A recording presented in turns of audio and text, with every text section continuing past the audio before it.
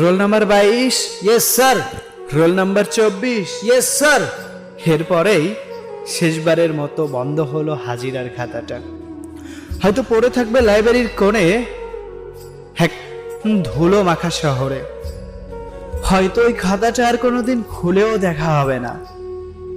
ধুলো জমে জমে পৃষ্ঠাগুলোও পূরণ হতে থাকবে।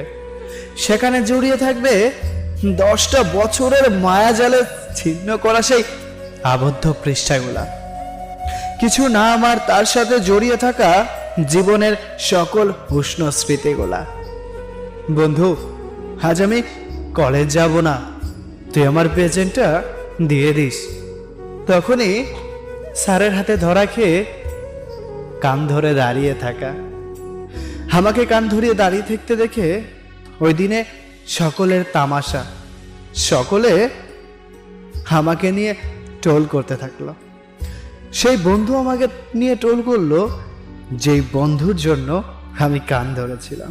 হ্যাঁ, এটাই বন্ধুত্বের স্মৃতি। এমন স্মৃতিগুলা জড়িয়ে থাকে আজন্মকাল। একটা সময় আমরাও অনেক দূরে একটা কলেজে ভর্তি হই।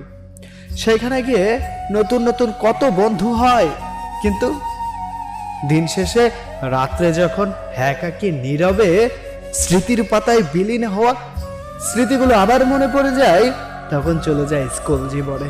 আর তখনই তোদেরকে বারবার মনে পড়ে রে, তোরা শুধু বন্ধু ছিলি না রে।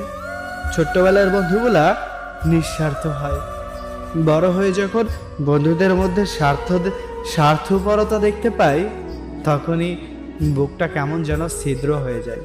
তারপরও চিৎকার করে বলতে মন চায়, স্কুল জীবনের বন্ধুগুলাকে আবারও ফিরে পেতে চাই। বন্ধু, তোরা হয়তো ভুলে গেছিস, তোরা হয়তো নতুন কলেজে গিয়ে নতুন বন্ধুদেরকে পেয়ে অনেক বন্ধুদেরকে ভুলে গেছিস। হুট করে যখন পথের ধারে তোদের সাথে দেখা হয় না, মনে পড়ে যায় সেই ছোট্টবেলার দুষ্টামোর কথা, মনে পড়ে যায় সেই ছোট্টবেলার আড্ডার কথা, মনে পড়ে যায় সেই ছোট্টবেলায় কতই না পাগলামি করতাম, মনে পড়ে যায় বেতন ছাড়া কত চাকরি না করতাম, কত ছোট ছোট ঘর বানাইতাম, মাটির হাঁড়ি পাতিল বানাইতাম, আরো কত কিছু।